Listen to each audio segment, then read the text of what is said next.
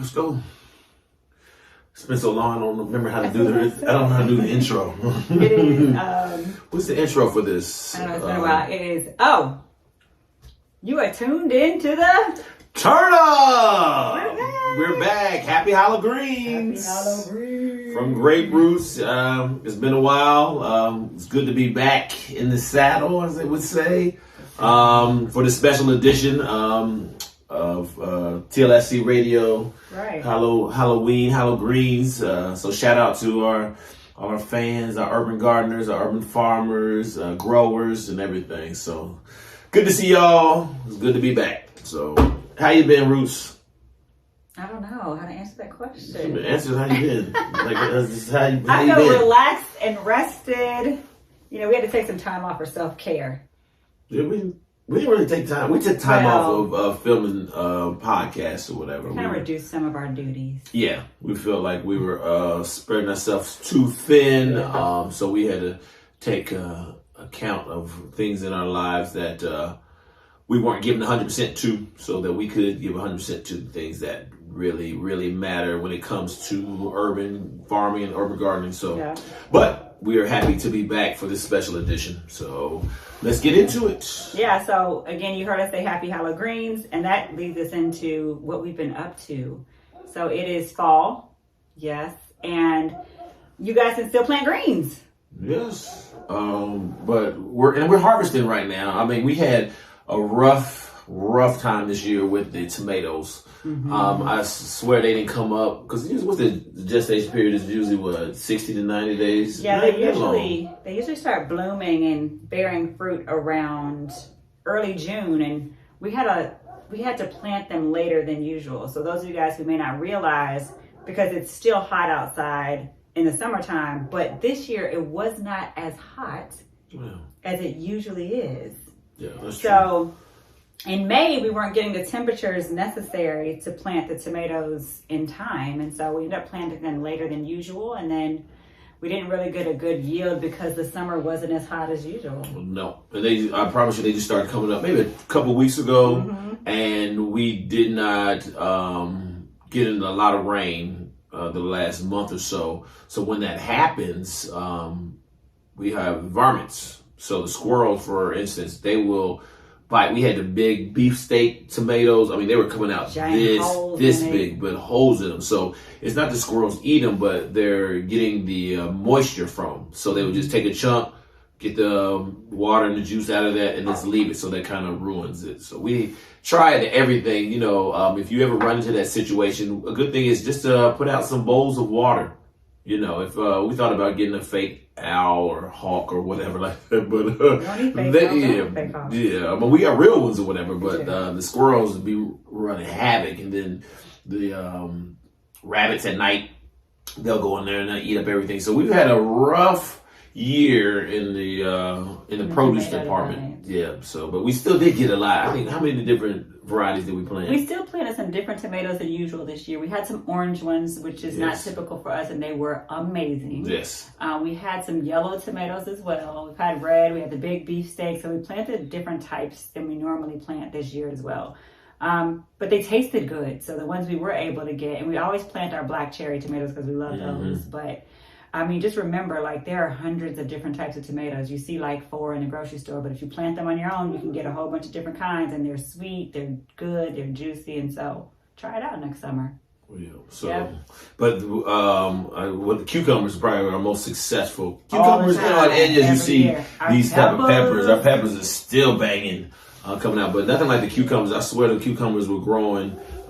They'd be, you know, then they come out like watermelons. I was like, that's too big to eat, man. I can't. Big as my forearm. And then, not to mention, like, I would pick like 20 to 30 every time I would come out here. So I come out here twice a week, and I would pick like 20 cucumbers one day, 20 cucumbers on a day after. And I'm like, we can't eat all these. So a lot of our cucumbers ended up going bad because because I haven't figured out how to necessarily store them in a way that can keep them long. So we did purchase this year a vacuum sealer that reduces the air and all of that stuff out of packaging, but it does not work as well as a Ziploc bag. Yeah, Ziploc is fire. So a storage bag. Ziploc is kind of like when people say Band-Aid. That's the brand. Well, yes, Yeah, storage bag with a storage zipper. bag. Oh, yeah. So those work the best. So if you're looking for vegetable storage, from our experience, just getting a regular old plastic zipped bag. Yeah, storage bag. Yeah, storage bag, and they bag. work best. And just put them in the refrigerator, y'all, in the drawer with the least humidity, and they'll last. I can at least get a cucumber to last for a month. Yeah, and we should have. What we did that we dropped the ball on this one was making pickles. Yes, we should have made pickles. We should have put them in vinegar sauce and made the pickled cucumbers or just pickles. And everything. The same thing, we dropped it on the tomatoes because the ones we have, like I said, we don't sell them because, again, that becomes another job. So a lot of times they just sit at our house, and if people don't come over and help, then I can't really donate them and give them away to people. So they just kind of sit in my refrigerator. But I have made some banging spaghetti sauce. Yes. Yeah. So if you mix in like 6 different type of tomatoes and cutting them up, smashing them up, I make the banging turkey spaghetti. So. Like I made some last night with the tomatoes, peppers, the 3 different types of the peppers that we've had. What else was something else in there? What else we have out there? We got it was all the peppers. So it was the hot peppers. It was the poblano peppers. It was the green peppers. Yeah, but I didn't use anything. I think from the store I probably used some 2 different type of onions and then some spinach. You think he's a chef? Oh, it's good though. So, making homemade sauce. Well, I'm gonna start canning. Nope, because that's another job. So, but I mean, thinking about sauces and things like that, and things we did not do this year that we could have taken advantage of, does have me thinking about what we could possibly do next year. And I'm not saying canning and pickling for the masses to sell, but we might need to consider that just so we can preserve food. Yeah, and just preserve food, and that's just another thing we add to our repertoire that we can show the kids. Right. So that would be great for the Seed to Feed program that we're doing with FCS. So if we could show them just not only how to get it from the seed all the way to the store, but also to storage. Oh, that was dope. Oh, I'm killing them today. I'm killing them, boy. So yeah, we still do. Ooh, I'll be smart. We still do our work with the kids. And so, speaking of work with the kids, we're jumping all over the place here, but it doesn't matter. Like I said, we have so much to talk about. There's so much to bring y'all up to speed with. We just, as it pops up, we just gonna keep rolling. Yeah. So speaking of that, we are still working with our children. So we still have our kids coming out in the spring, and they do build their own garden. And this year they were really successful. They grew Swiss chard, they had peppers, they had tomatoes, they had cucumbers, sunflowers, and they also grew hibiscus. And hibiscus we got in abundance. And so, what I have done with their hibiscus is cut it, dried it, and I made hibiscus juice the other day. Did you? So that's weird. I didn't get any. You didn't? I didn't bring any over yet. Oh, okay. But you still got it? Yeah, so okay, it's hibiscus, lemon, pineapple, ginger. I swear you're saying, is it hibiscus? Hibiscus. You're saying like hibiscus. Hibiscus. Whatever. Okay. You know what I'm talking about. So they did really, really well. So what we did is once the season ended, we cleaned up their beds for them so that they would be ready for them in the next year. And so we wanted to make sure the soil turned over really nicely. So of course we did what we always do, which is put our cardboard and paper down. And then on top of that, put some kind of mulch and wood chips. And that'll all break down in the off season so that the soil's nice and nourished for when they come back in the springtime. And that's the biggest thing also that when people come and ask us to, make a garden beds at their school and everything, you have to think about the time commitment and when the kids are not there and then in their considered off season. So like now, the kids are in the summer, they're not coming to this program like they did when they were in school. So then we end up having to take care of that. But, and that's the things you got to look at when you're doing it at schools, like plant for that season, but plant where it'll end, where the kids will still see the fruit of their labors, because they were out of school and the stuff was still growing, so they didn't even get to see really what they would grow and everything. So now when they come back in the fall, we got to make sure that when they plant something has a gestation period a little shorter. So when it comes right before they get out for the winter holiday, that they can see. Right. And I really, really wish they had the program started like now so they can plant the leafy greens. They wouldn't be ready in 4 weeks for Thanksgiving, but it would be ready for Christmas holiday, and for them to actually eat what they grew. Some collards, some kale, some lettuce, some cabbage, some broccoli. I think that would go a long way into fortifying what we're trying to these kids to understand. Because sometimes it takes the kids to teach the parents. And that's really what we're doing. It's not like the parents are lost, but the parents are only going to do what the generation before them had taught them to. So there's sometimes you can reverse teach. Yeah. And if you are able to tell your parents, like, no, maybe, can we cook this? You know what I'm saying? Or maybe we shouldn't use salt here. Or what, you know what I'm saying? Maybe we should use olive oil, you know, to cook this. And like, you know, I want a salad, you know, so. Because you're right. If the kid brings home leafy greens and they've never tried it, a parent's going to be really inclined to say, you know what, since my child brought this home, they grew it, you know, they're more likely to say, okay, let's do it. Let's try it. And so it is an opportunity to, like you said, teach backwards.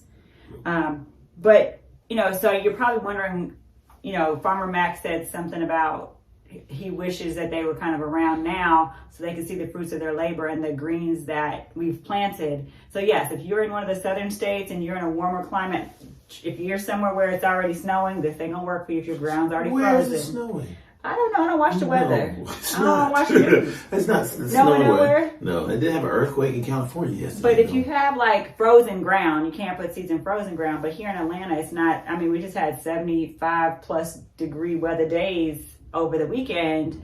And so you can still put your leafy greens in the ground. So leafy greens do like cold weather because it keeps the leaves crisp. Yes. And so you can plant that stuff still now. So, like I said, we did our cardboarding for our big gardening or whatever. But unfortunately, we got lackadaisical, and our lady friends made their home. So once our leafy greens, I guess we already had pulled them up. We let the chickens roam the garden because everything else was grown. They're not going to mess with the tomatoes and the peppers. Yeah. They're just out there looking. They just scratch all day. So what they end up doing is scratching all the paper that we laid down, all the cardboard they scratched up and everything. But what happened now, we've talked about this in the past about a dirt bath. So that's how they clean themselves. They'll find some nice loose soil. They'll dig like a little hole and you get in there and they'll flap their little wings and stuff and get dirt on there to get all the different bugs and mites and stuff like that. But yeah, so Ruth over here planted a bunch of leafy greens in about two or three beds. Yes. The next morning when I come outside, they was in there just flipping around there. So we don't know if they ate the seeds, they flipped the seeds out of there. We have no idea. Random leafy greens growing next to the shed. We'll have random leafy greens growing in the street. Yeah. Because who knows where that dirt where I planted those leafy greens is now that the chickens have dug it all up and did their little dirt bath. It's probably going to grow even in their hen house. Oh yeah, probably because it was in their wings and flaps and it probably got back in there. Who knows where the leafy greens are going to grow, but we'll see. It's kind of like the holy basil. Yeah. Yes, I don't know if you all have holy basil, but it is phenomenal. It smells great. Hold on, we'll get some. Why are you talking to me? Are you serious? Yes. He got up and went to go get some holy basil. But anyway, while he's up, holy basil is amazing. It's a type of basil. It smells really, really good. And we planted it 2 years ago. And all of a sudden, if you're watching it, then you see what it is. We got them packs. We got them packs, baby. Looks like something people used to mail in the 80s and 90s. Dropped off in my hand. So it smells so good. It jumped. So apparently this year, all of a sudden, it just started randomly growing. We planted it 2 years ago. And we have an abundance of it and it won't stop growing. So again, it's not even in the place where I planted it. So who knows what animal or what a bird or whatever moved it somewhere else, but it's growing in 3 different beds and it seeds really, really well. And so once the seeds start to grow from your herbs, it starts to drop seeds in the ground and more grows. So more have been growing. So we got a whole, and so when you do see it, if you can't see it there, stop. So you can't really see what if you're listening, but like when it gets to the seeds like this, that's when it's going to drop off, and then create another plant. But what we were doing on Sunday, it smells so good. We just take this part off because you want to take off where the energy is at. So the energy is going to grow towards the seeds. Okay. So now it's not a good representation. So the seeds so this energy is going to go back to these and they're going to start sprouting out like this one. So if we'd have left that in there, we left a lot of them that's in there. So we just took the seeds off the top kept it like this, and now they're going to grow. So that plant will continue to grow. Yeah, so what Farmer Mac is saying is if you have herbs that are growing seeds at the top, in order to get more leaves, so if you're growing basil or oregano or thyme or sage, you have to cut off or tear off the seed pods, because what will happen is all the nourishment will go to the seeds instead of the leaves, and you won't get as many leaves, and you'll just continue to grow seeds. So you got to cut them off. So we have a full bag of seeds, which we actually can grow. So anybody in the Atlanta area, if you want to grow holy basil, we got fresh, organic, heirloom seeds for holy basil. And all you got to do is drop it in a cup, drop it in a pot, drop it in the ground, water it, and watch it grow. So that's the same thing we talked about, if you remember from the earlier podcast. So for tomatoes, you want the tomatoes to grow up. So that the energy is, so if you leave the top leaves alone, but you probably have about 4 or 5 inches from the ground, start taking those leaves off so that they can grow up. Right. With our peppers, we want them to go out. east and west. So that's when you pick them from the top. So the energy goes to the east and west. So remember that east and west for peppers and bushes like that. And then for tomatoes, you want them to grow tall. And cucumbers. Yes, and cucumbers like that. So that's what just, as Ruth said earlier, it's about all about the energy where it's being Where'd you get produced. this energy word from? Oh man, sometimes I'll be reading. I was on an airplane. I told you, what's that guy name? The Gangster Gardener. The gardener. Yeah, I was watching that on the Delta. Shout out to Delta if y'all want to sponsor us. So yeah, what's his name again? Ron Finley. Yes. Yeah, that was good. So here's a master class that I was watching on the on Delta flight. So if you get a chance, it's probably if you have anywhere an hour flight, hour 15 minutes, you can watch all the. I think it's like seven of those. Some are 5 minutes, some are 15 minutes. So that's real good information too. Yep. So Farmer Mac is saying bushy plants, cut them from the top. From the top. And taller plants, cut them from the bottom. Yep. Yeah, so real quickly, I did want to jump back into, you know what? What's that? I want to jump back into, let's talk about what we're doing now. So we are planting leafy greens. Of course, it's off season, so it's about to be winter time. We still have our peppers out there. Peppers like to be crispy too, so they can probably last until it gets super cold. So I'm going to leave those. And we planted leafy greens, like I said, but we also have something very special and fun coming this weekend. Yes, we have. Ooh. What is that? I don't know. Okay. That's my drum roll. That's my drum roll. I know how to roll my tongue, so that's what it is. You don't know how to roll your tongue, because I don't know. But yeah, we're having fruit trees and fruit bushes delivered. Yes. Another grant and opportunity we have from Food Well Alliance here in Atlanta. We were gifted with 20 trees. 20 fruit trees. 20 fruit trees. So figs, apples, peach. Was it peaches? I think so. There's a bunch of different things on there. So snozberries. Yeah, that was the thing I never heard about. It's not really on there. That was on Willy Wonka and the Chocolate Factory. Oh, okay. There's something about berry. Are you sure? No, it's a berry thing I never heard of or whatever. We got a few never berries, seen that movie. Fruits, apples, figs, and so they're bringing us 20 trees, fruit trees. So we don't know at what maturity they're going to be when they get here, but they're going to come plant them. And hopefully they're a little mature so that we can get fruit sooner than later. Real. But the thing about those, and like I said, what we did is we cleaned out the all of the garden space. Like I said, we were working probably, I don't know what it is now because it keeps expanding. We keep expanding or whatever. But I think the growing area, let's just say, is 40 by 50. So 40 feet by 50. So it's about 2,000 square feet. So we cleared out the right side, which is the north side. As you know, the north doesn't grow a lot in the grow. So we cut down some trees and bushes so we can get some light there. But what we're learning is different trees need different area around them. So I think the apple or orange tree needs 10 feet. Yeah. So with that, that's going to limit. Ain't growing oranges in Georgia. No, I don't think it's orange. So, but we'll need space. So of course, we can't get 20 of those in there. But we're going to use that front lot to do that too. But like I said, I used Google Earth, looked up the garden, used a graphics design program to kind of plan out where we're going to plant, and then also looking at the sun, how the sun acts. And that's the question that we'll ask the Food Well Alliance, like what needs the most sun, what needs the least sun, and that determines, we've been doing this for almost 7 years, so we know around the seasons, what gets the most sun, and where we also have to be mindful of the height of them, because then that's going to block our sunshine. Yeah, if we be in the north, it's going to block that sunshine. So, and on our south side, we do have big trees and we have houses and stuff that kind of block the garden from any, unwanted visitors or anything like that. So, we're just going to be mindful of that. So there's a lot of planning that goes into that. So this Saturday, so if you're in the Atlanta area, Southeast Atlanta, and you want to help plant trees, we will be here, Great Roots, at 9 a.m. to 11:30. What are you doing? Come and plant trees, tree planting. Is that like, okay. It's like to come hither. Yeah, I don't know what that is. So come help us. We had some people come out, we had about, how many people? 10 people come out last week to help us clean out. It was great. And especially if you're in high school, you have any high school age kids that need community service hours to graduate, that's also good for them to come out. Of course, my son and his buddy that have been here since the beginning. They've been here for 7 years, which is crazy because they're driving now. It's weird. It's weird for them to just drive up to the garden and start working or whatever. And they're, juniors in high school and they're, getting in their own or whatever, but still to have them to come out here. And that's what he said, how you instill a child. Yeah, it's really commendable for them as high schoolers. And being in a city like Atlanta, there's a lot to do, and they still choose to come help and support. And don't complain about it.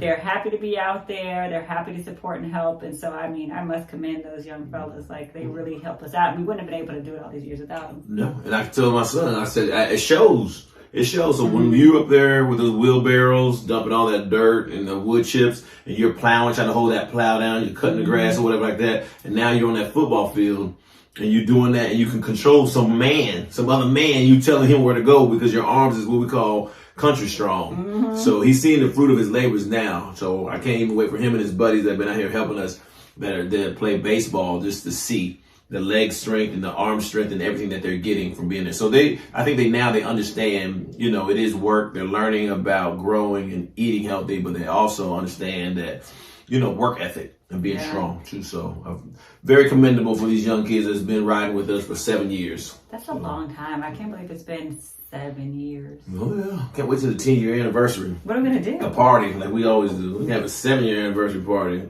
or 8, whatever. I think does it turn 7 in January, whenever you moved here? How long you been here? It was 16, so 16 to 23 is what? It's 7. Yeah, it'll be 7 years in next year. It's wild. A 7-year party or whatever. The 7-year itch. I don't know what that is. It's nothing to do. You just be saying stuff though. It has nothing to do with nothing.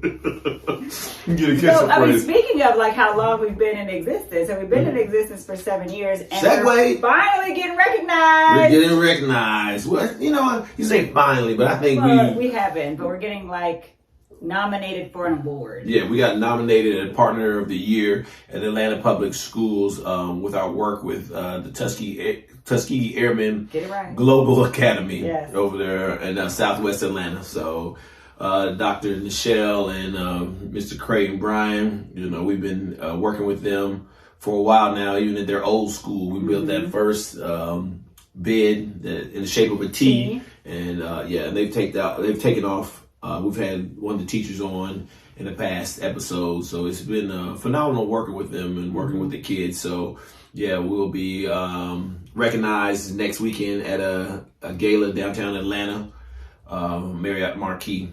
So you give away details about where we're gonna be. Yeah, man, so they can come and support.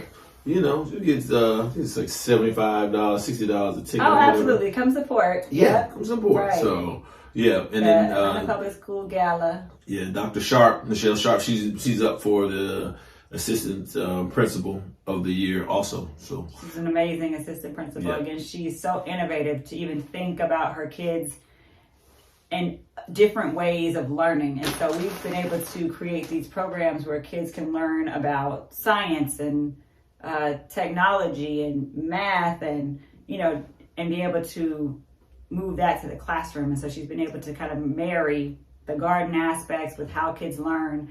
It's been really successful. So she's definitely very deserving of that nomination as well. Oh yeah, I love the project-based learning that they're doing over there, because we've coined this phrase. Was it agripreneur? I gotta work on that. Agripreneur or whatever.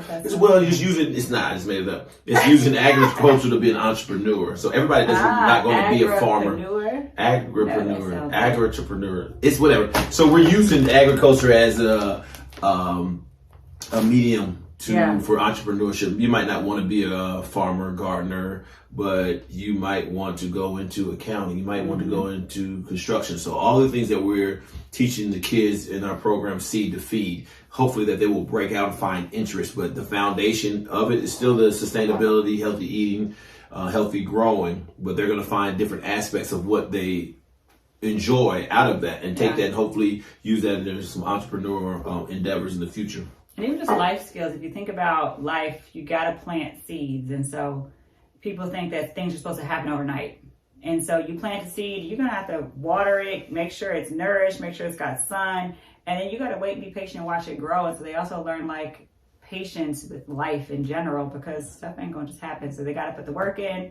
You got to make sure you nourish things. And so just life skills are also taught even through these things we do at the garden. So yeah, they're just universal laws. Yeah. They're represented in different ways and through different people. But like I said, there's basic foundations of life. So you reap what you sow. So whatever you get in, sometimes you get out more than you put in. Because think about it, one seed. Thousands of cucumbers. But you put that work. Right. Put their work. So we're trying to teach those kids that 10,000 hours. Put those 10,000 hours into something or whatever, and you will see the fruit of your labor. Yes, and you'll eat the fruits of your labor. Yeah. So as we wind down this special episode of HallowGreens, we look forward to next year. Like I said, we're going to plant the trees. We're going to put the leafy greens down. We'll put the cover crops down.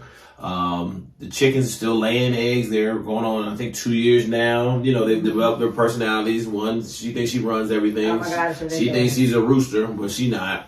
And she tried to hit me the other day, but I grounded her, so I can ground the kids. Whatever, people come over all the time and just, I call them like dogs. I put them on punishment. I told them not to go into the garden. Somehow they jumped over the fence, and now they had to stay in the coop. Wow. They had to stay in the coop all day, but they learned. They wasn't in there today. They were not. They weren't there today. So, but yeah, we look forward to, like I said, in this year strong and starting to 2023, doing bigger and better things. Mm-hmm. So, if you ever want to, contact us online at greatroots.org. Is that it? That's it. If you want to find us, greatroots.org. But you can also make a donation there. There's a donate button at the top of the screen. Mm-hmm. So always, we're here to support the kids. Yep. And then social media, which is Great Roots Inc.